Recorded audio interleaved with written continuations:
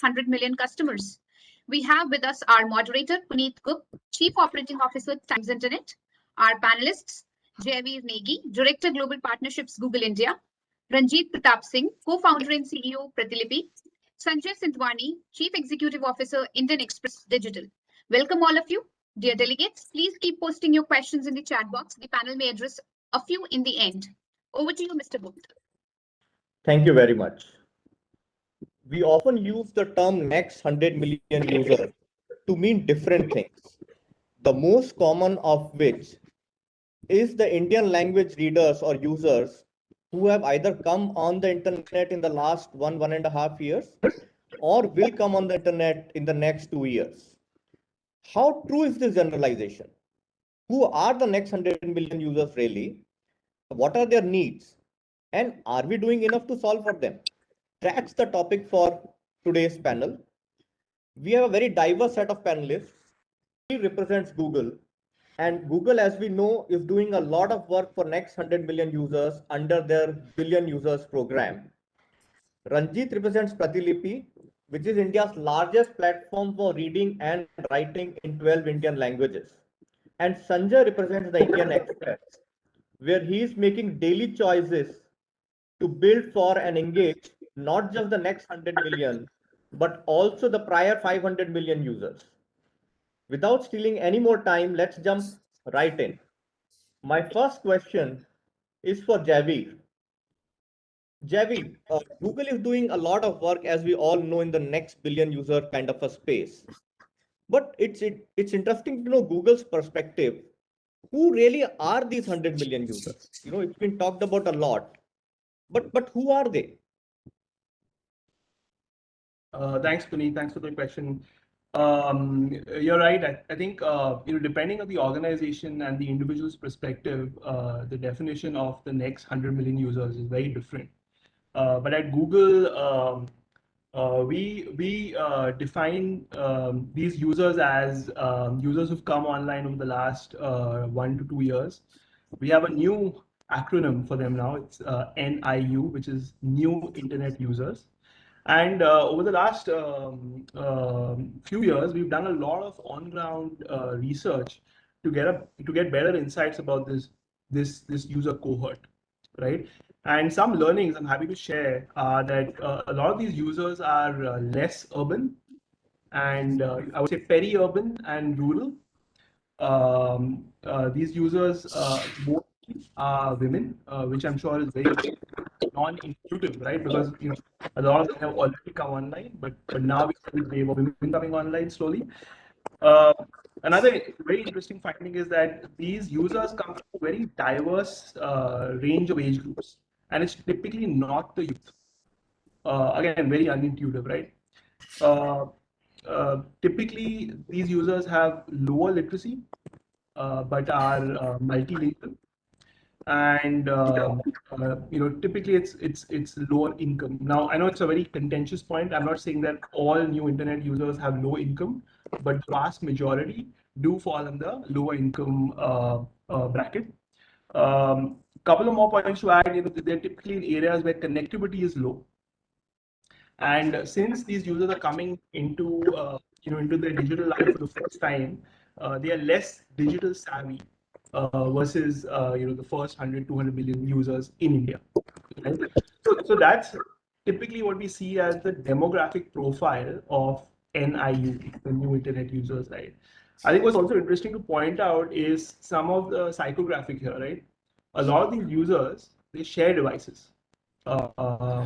And this has a huge impact on the privacy of what they do on the internet, right? When you're sharing a device, you basically lack privacy, and that leads to complications in real-world relationships that you have with people.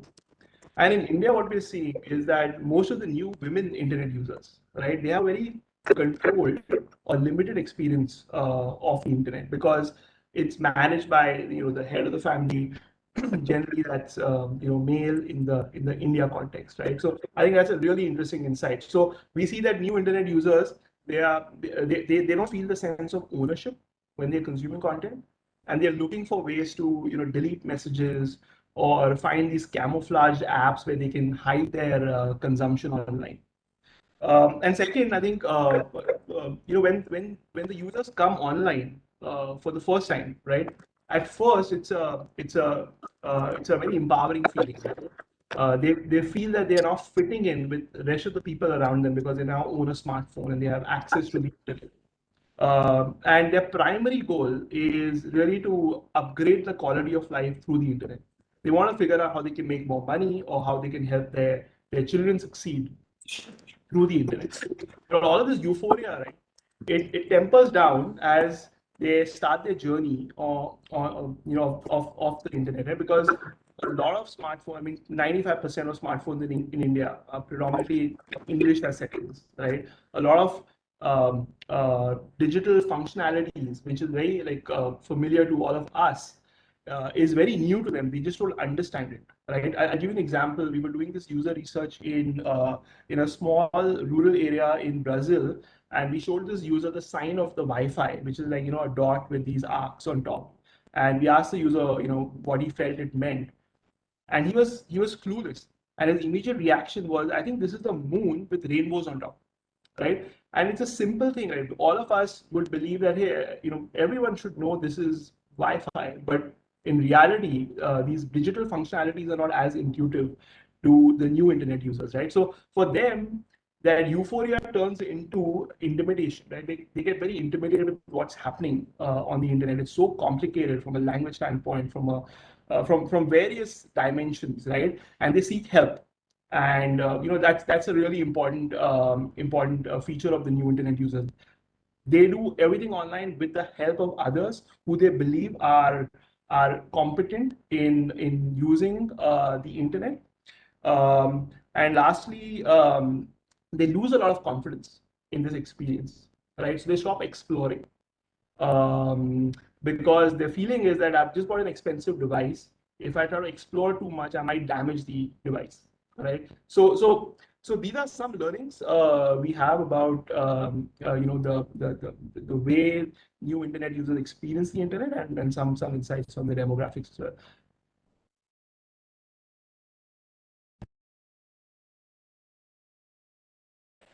Thanks, Javeer. Ranjit, you want to come in with your views? Your business is about primarily about Indian languages, but do you agree with what Javeer is sharing, or your view is slightly different from Javeer's?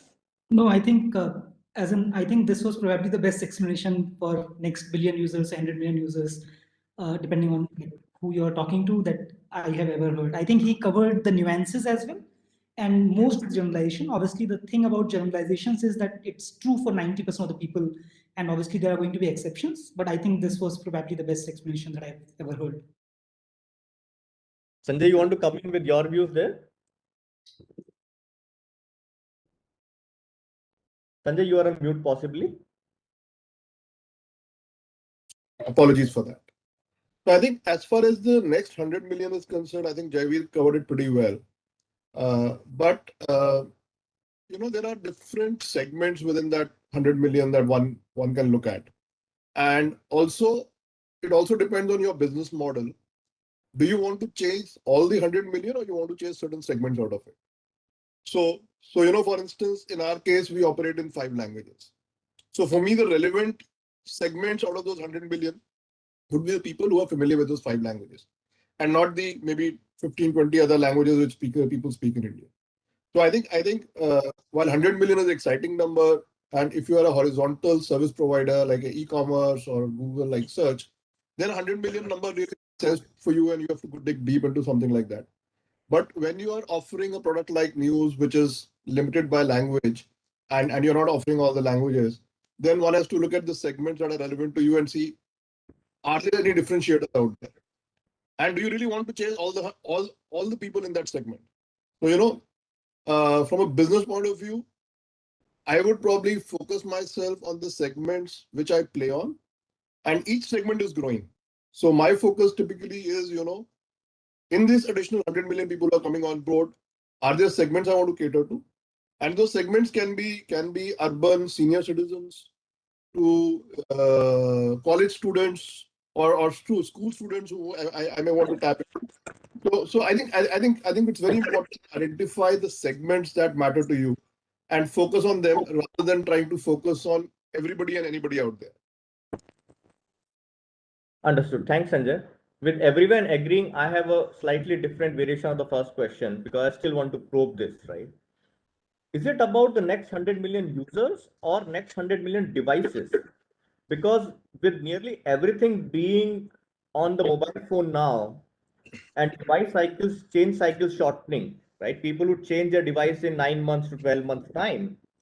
Are we really talking of new users coming in or 25-30% of those users still the first 400 or 500 million users with a new device, right? I've changed my name and I've come into this meeting, but I'm still the old person whom you possibly now cannot identify because my device identifier has changed.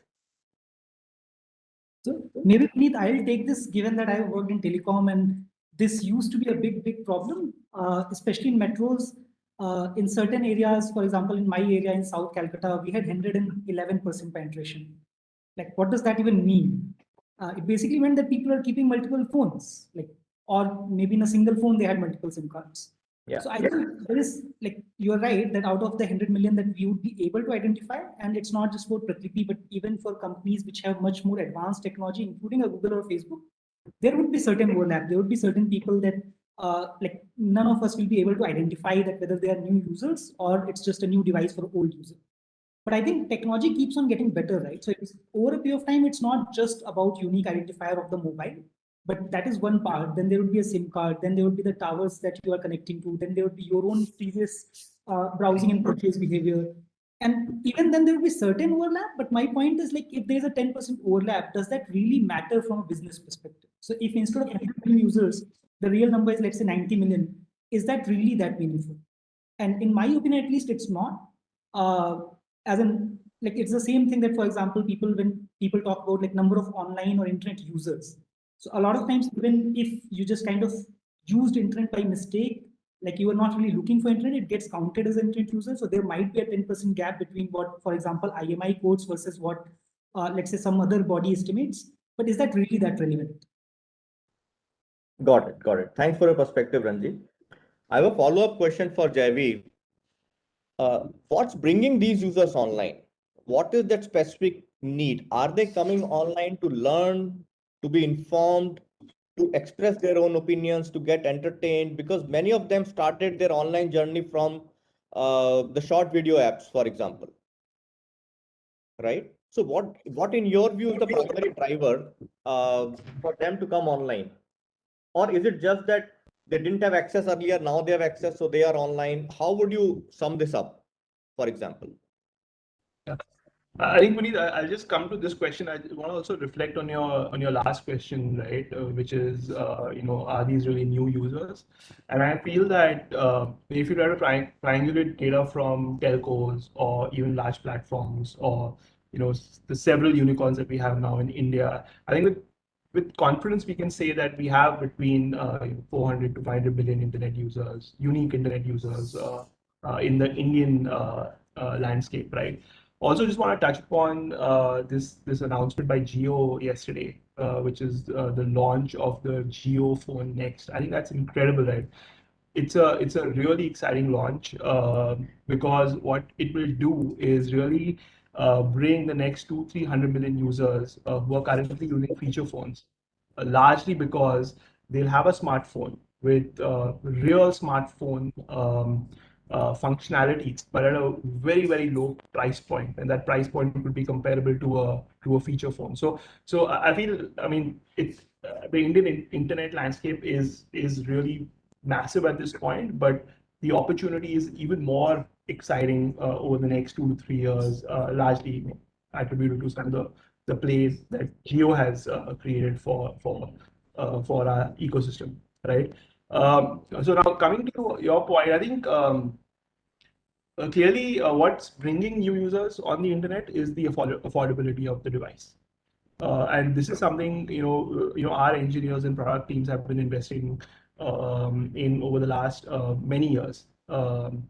I feel we're reaching a tipping point where over the next 2-3 years, we should be able to bring smartphones at the price of a feature phone, and that's going to just explode the consumption of content with these new users. I think that's really exciting, right? And I touched upon earlier, right? I think there are various reasons why people come online, right? I think one is this a social reason, right? They just want to fit in.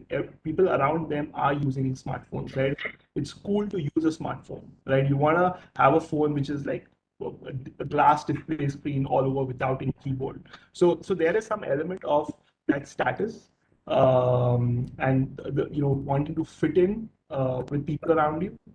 I think second is clearly about improving the quality of life, which I spoke about again. I think people are trying to figure out how they can use the internet to make more money, right? And what we're seeing, especially the new women internet users, they are very concerned about how they can improve the quality of life in the house, right? They want to learn about cooking, they want to learn about education, how they can really help make their children more successful in life. So that's the other thing we're seeing. And once you come online, right? Even if you reflect on all of our journey on the internet, like way back 15-20 years back, I think all of us started with consuming entertainment content, right? So I mean that's the low hanging fruit, I would say. You come to a new medium to entertain yourself, and as you spend more time, you start seeking information, you look at education, and then you look at payments and transactions and commerce and so on and so forth. So I'm hoping that 500, 600 million internet users over the next 10 years will evolve their journey from entertainment to these other evolved activities on the internet. And if that happens, it's going to be incredible for our country. I want to take this question to Ranjit again.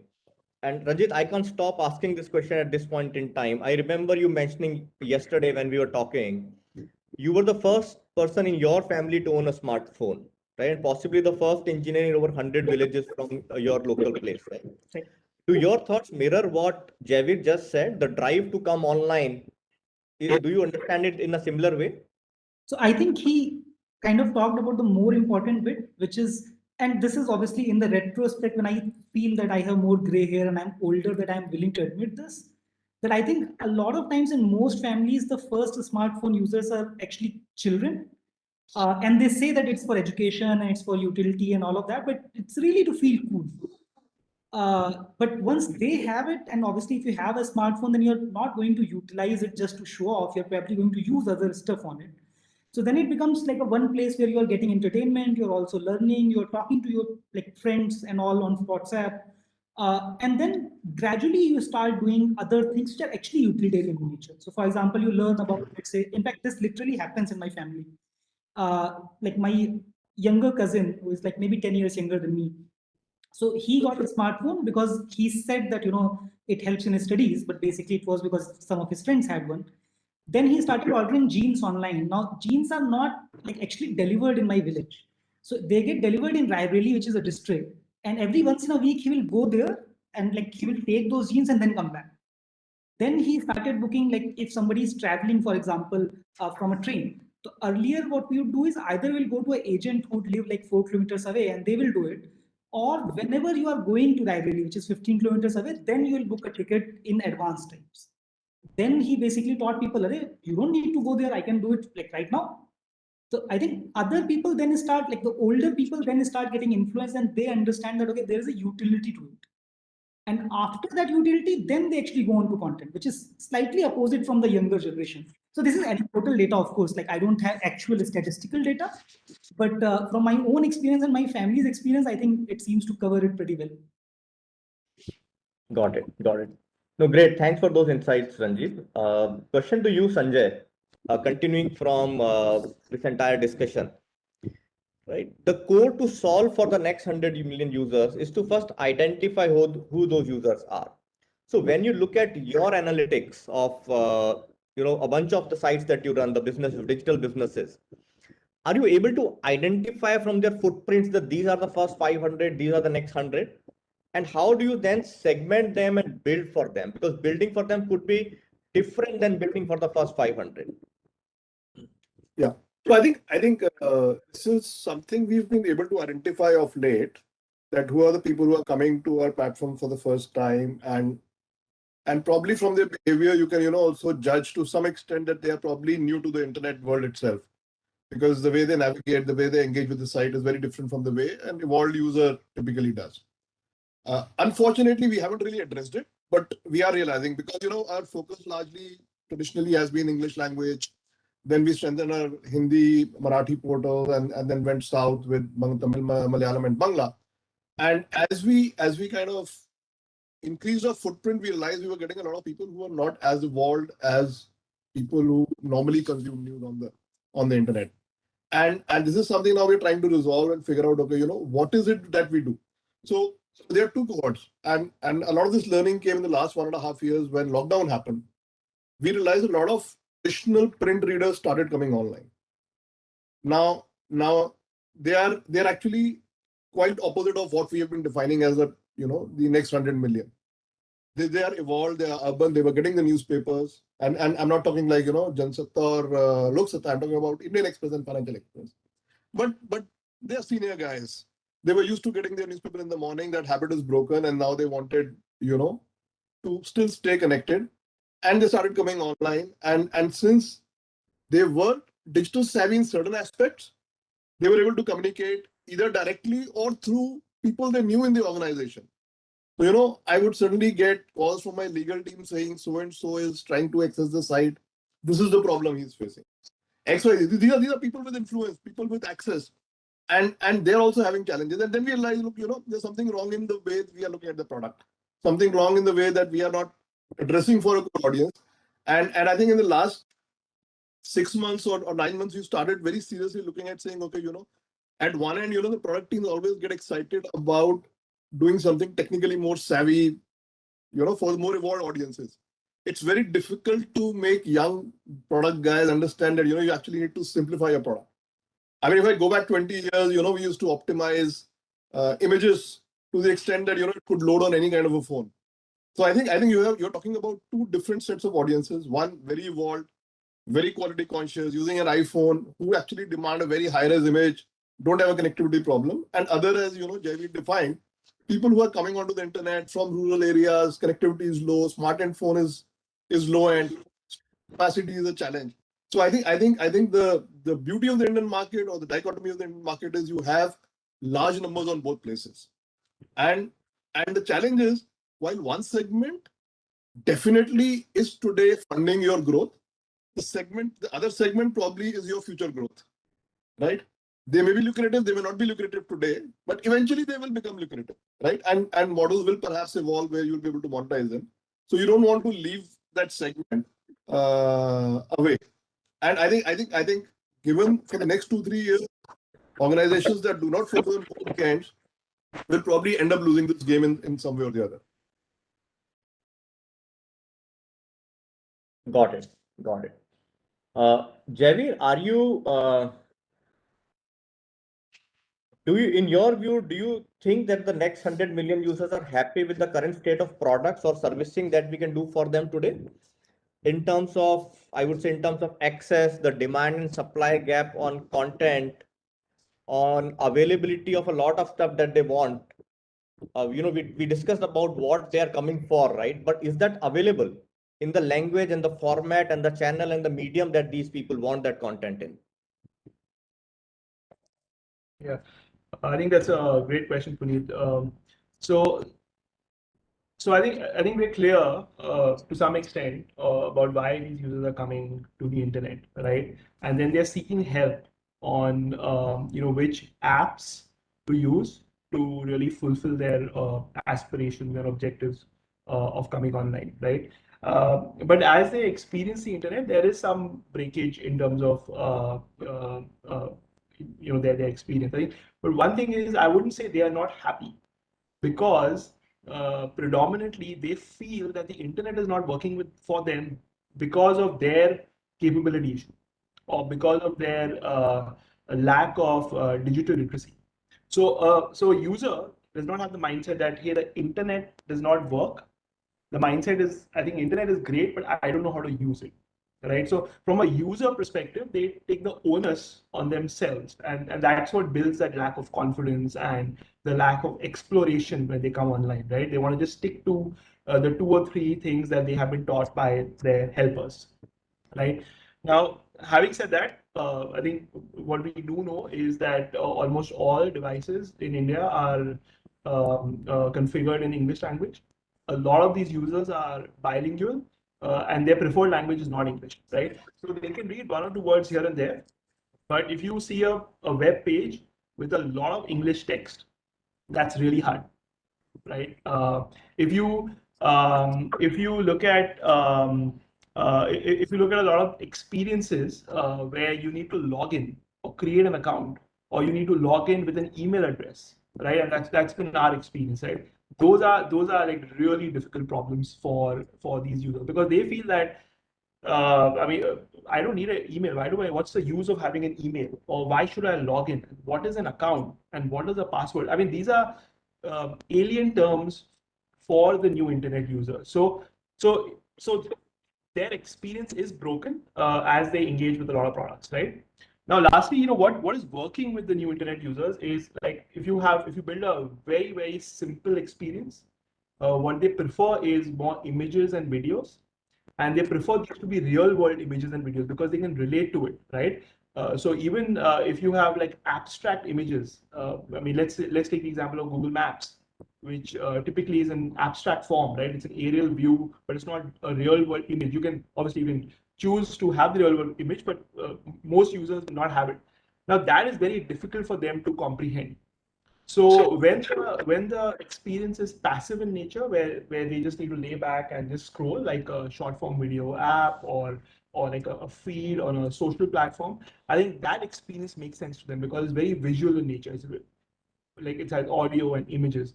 So in those experiences, I think we are seeing really high engagement with new internet users.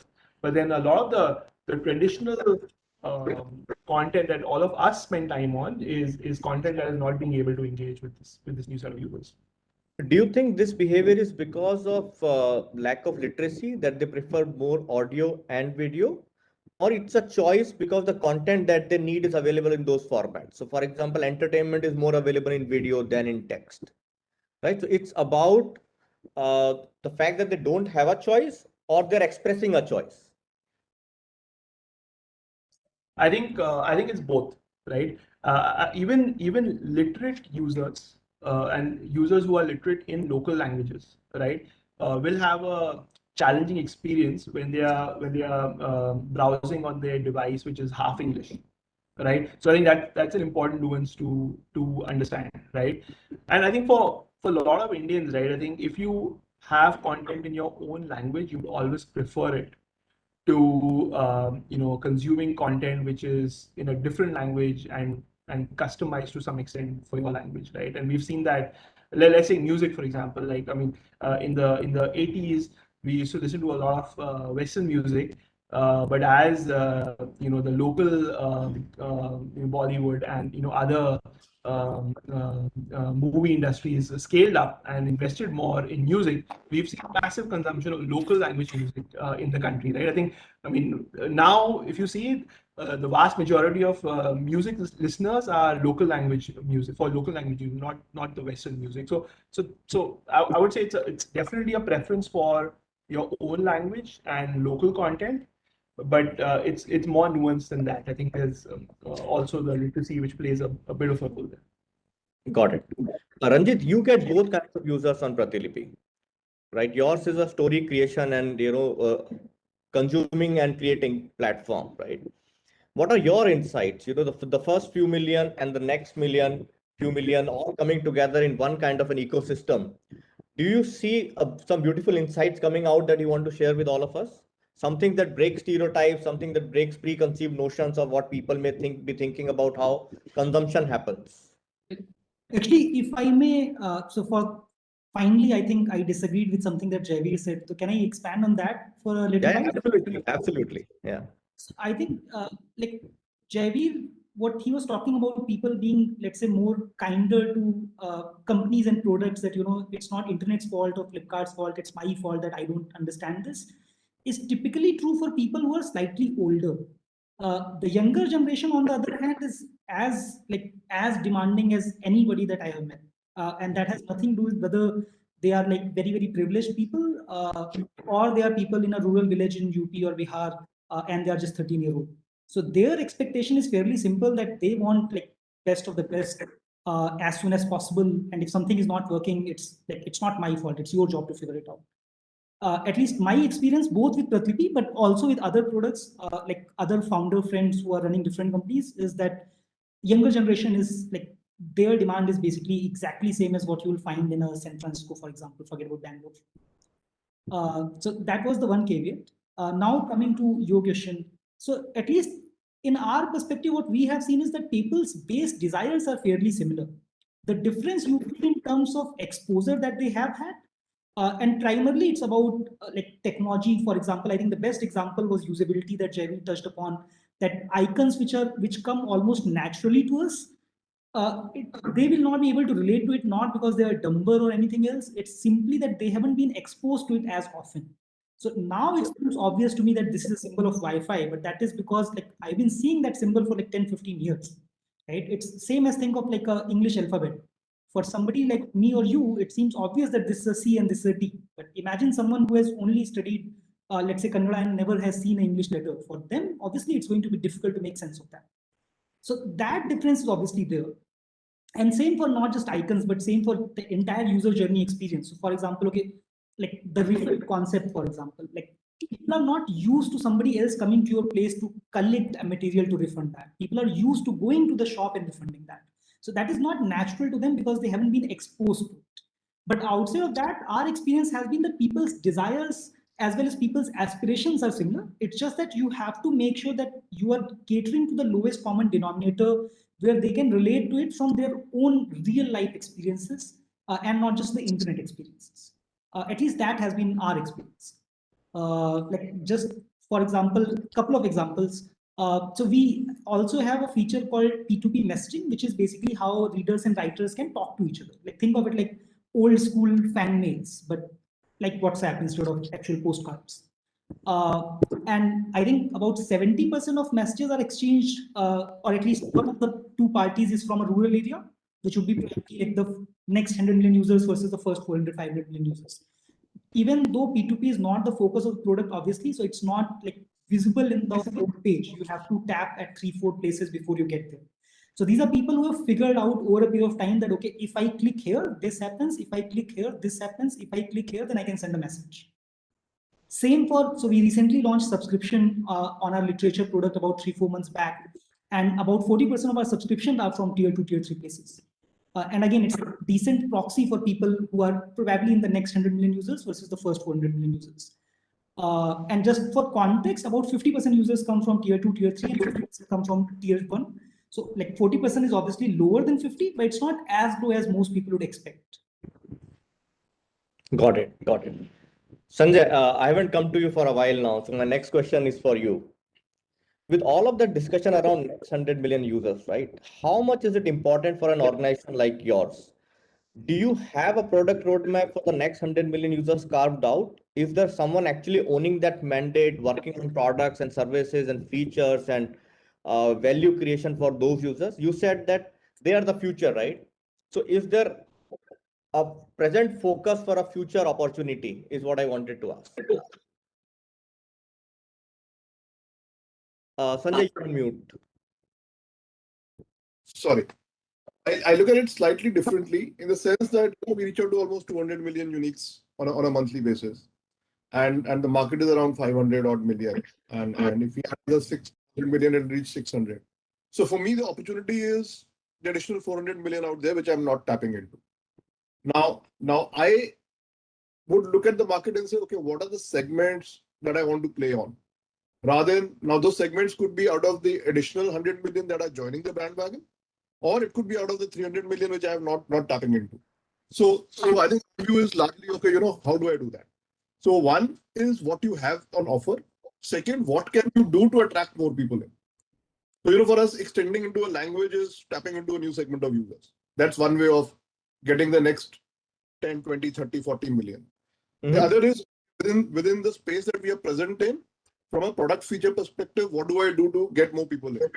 So, for instance, what we have discussed in this panel right now, we are realizing that audio is very important.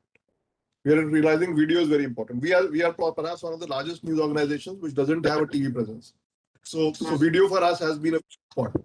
So investing in video stories for us becomes a big opportunity which can help us multiply our views. How does the experience pan out? So we know the new users are passive consumers. So they show them something. So news bulletin is a stream, probably will work better than individual videos out there. Similarly, photo shows which can just slide or autoplay will be better than just a which requires an action or interaction. And some of the things that I see, and I'll probably add to what I heard from Ranjit. Not just the younger generation is very demanding, but even the older generation, and I see it with my parents. So I'll just give you a small anecdotal example. So initially, when this my parents got the first smartphone, I just created a Facebook account for my mother because her brothers are in the US and she wanted to be in touch with them. Then my dad, who was very reluctant to move to a smartphone, he got one and he started playing around. So my kids configured my mother's Facebook account on his account as well, so that he could ultimately they're tracking the family and their siblings and nephews and nieces on Facebook. So looking at that, initially he was very happy with it. But then he started complaining. He said, look, I keep getting these recipes in my stream. Because my mom was watching recipes all the time. So my dad was getting recipes. And then, that agitated him a lot. And then we created a separate account for him. Then we taught him how to add his own friends and relatives onto the platform. So, and now what happens is, every time there's an update that happens or an upgrade that happens, his password needs to be reset. Now he doesn't remember it. So for him, and I'll find him the most agitated when his access to the apps he uses gets disrupted. So whether it's a Facebook password reset or whether it's a WhatsApp changing a feature and suddenly he was not able to delete some items in his WhatsApp account and he was highly agitated. What's this? Ye kya ho raha hai? Kharab hai app. And I feel that, they get used to a certain behavior. While as product managers, we tend to say, let's do a new upgrade, let's do a new update on a product or an app. I think for users like this, it becomes a big challenge and it's highly frustrating. So, you asked about what are we doing? So we're also trying to imbibe some of these learning and say, okay, don't change it often. If you're changing it often, how do you inform and educate the users? How do you make it very, very simple for people to really understand what that change is all about? Because otherwise what happens is he'll keep waiting through the day. I'm sitting in front of the computer the whole day and I'll go down for dinner and he's like, just waiting to get hold of me and ask him, I'm having this trouble, what do I do? And for him, that's a whole day of waiting, right? Or he'll call up one of his grandsons and try to get them to solve his problem. So I think understanding these audience segments and trying to figure out solutions for them, it's very, very basic, because these are the basic tenets of good product development. But I think somewhere it gets lost as you try to evolve to higher technology, better experiences, more evolved users. So that's one. So coming back to the core question, what we are doing, larger fonts, for instance, for senior citizens, that's a must for them, right? Easy way to access the mobile website by creating a small shortcut icon, and making it simple, because they don't know. You go into a Chrome and then you create a bookmark. How do you do it from the page itself? Because we get bulk of our new users coming from mobile web. So these are very, very small initiatives. How do you enable it? How do you educate the users to the benefit? And as Ranjit was mentioning, there's a lot of apprehension on experimenting, because somewhere the feeling is, if we play around, it will break something. The experience will get broken. So how do you ensure that you've actually made it absolutely failure-proof? Right.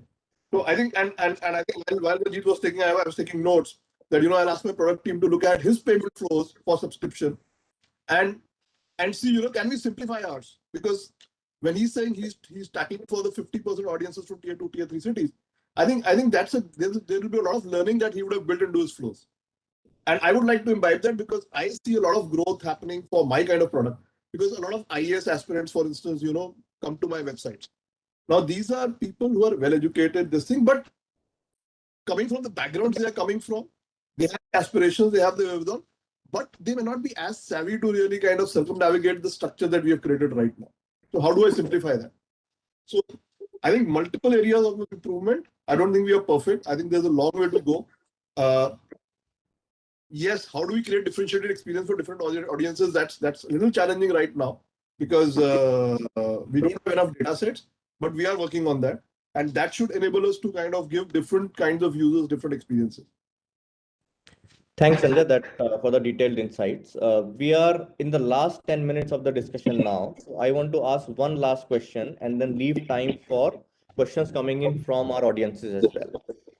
So this last question is about monetization. So we have talked about the need, we have talked about the demographics and psychographics of the users, we have talked about products, but let's talk about the P&L now, right? How do the unit economics of bringing a next 100 million user segment user to the product work today? Is it an empty calories of 100 million audience numbers, or is there a pot of gold at the end of it? Once you have these users, is it a scalable business model that can be built around it that grows very well? And I'm opening it up for anyone who wants to take this up. I think I might be the most optimistic of the three, given my job. So maybe I should take it up.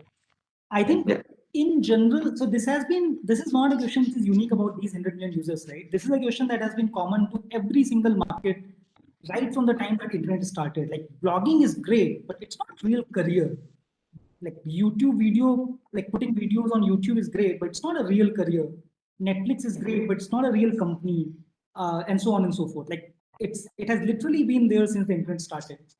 In general, what has happened on internet across technologies, across markets, is that attention basically precedes monetization. That has been true for almost every single platform in every single market.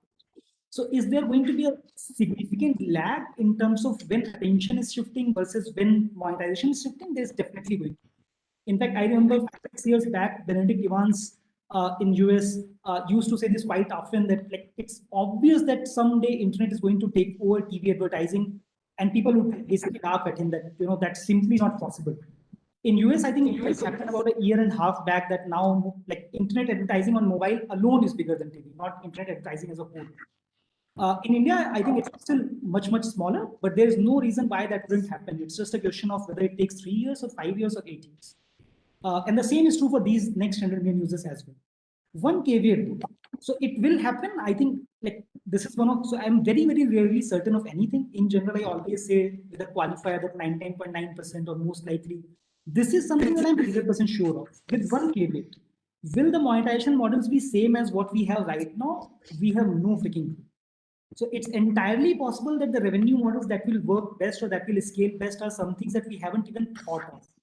That is absolutely possible. And we as founders or product managers have to kind of experiment and innovate and try and see what actually works in this specific case. But will something work? It definitely will. Will it take time and will there be a lag? There will definitely be a lag and it will definitely take time. Okay, thanks a lot. I'm moving to audience questions. The first question was, which type of content, print, digital, or video is expected to be the most popular? I think we have answered this in the course of the discussion. I think this will be by the segment, right? Some consumers will like the audio, some will like the video, some would like print, some would like digital, but that's how we have to build for them. The second question I'm posing to Javeer. Do you think a local language-based user interface might help attract new consumers? So think of it like the OS being in, so the device, for example, being configured in English vis-a-vis being configured in Tamil, right? So, or same for other products. Yeah. I'll answer it slightly differently because see, there's enough data and evidence to show that new internet users are coming despite the OS being English, right? So I feel that a local language experience will tremendously improve the onboarding experience for new internet users, right?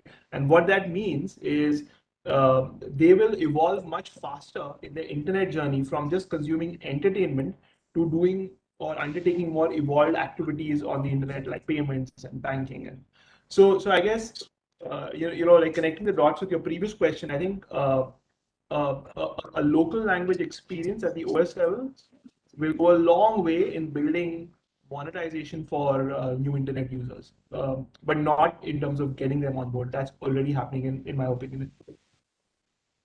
Got it. I'm moving to the next question, and this is for Sanjay. What is the future of English news explainer video content in India? How is English news and video content consumption shaping up? So I think both are on a growth trajectory, but in English language there's already enough competition, and the incremental number of new users being added is relatively much smaller than the regional languages. So if you were to do that in regional languages, perhaps you will have much higher growth. But of course, the caveat is the monetization of regional languages is much lower. So I think it's a trade-off. You have to figure out if you have the wherewithal, or if your content quality is so great that you can pull readers from other channels onto your channel, then English language is a more lucrative market to play in. But it will be much more tougher because the competition is much intense out there.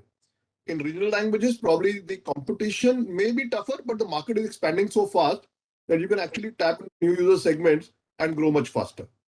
I hope that kind of answers the question. Got it. Javi, Sanjay, Ranjit, any one of you want to take this question? With introduction of these new products, do you think digital and TV advertising will continue to coexist? I think it's quite obvious. No? We have already seen like other countries which are slightly ahead of the curve with us. So what will essentially happen is that the rate of growth is going to be different for different formats. So it seems quite obvious that internet or digital will grow at a much faster pace. And depending on different countries, so in India, for example, print or TV are still, and I think even radio, all three are still growing at some pace, but that pace will continue to kind of slow down. At some point in time, they will start growing, but that doesn't mean that they will not exist. It just means that the overall pie will become bigger and the share of television or print will be slightly smaller than what it was 10 years back. Got it. That's my understanding. I think we can take two more short questions only. So with introduction of, I think we have taken this. What might be the challenges faced by offline publishers transitioning to online? Javi, Sanjay? I think Sanjay. So I think it's a 20-year-old industry now. I don't think there are too many challenges out there. Products, a lot of challenges did exist about 20-25 years ago when we initially started moving from print to digital. But now you have a lot of platforms, technology is pretty stable, a lot of solutions out there. Of course, the cost has to be incurred. Building audiences is an effort. So how do you start building audiences, start monetizing? Those are the challenges. But I don't know. I mean, I've been so long in the game that it's very difficult for me to position myself in that frame of mind and figure out what challenges one would face at this point of time. Let me add just one point on that from my side. See, a digital publishing is a technology business. That's the first and foremost thing. And that's what everyone who is moving from offline to online needs to understand. It's more about technology and how content is packaged and presented and how advertising is run and revenue being made than about content. So the mindset shift is the most important shift for publishers moving from offline to online, where content was 90-95% of the success criteria in the print side, but everything else is nearly 50-50 or 60-40 on the digital side. I think with that, we have hit the buzzer. The timeline is nearly over. Thanks for a great panel. I really enjoyed talking to every one of you, and I'm sure our viewers would have enjoyed listening to us as well. Really appreciate all of your time. Thank you. Thank To you. all our speakers, thank you all of you for joining us today. Please stay tuned for a lot more. Thanks a lot.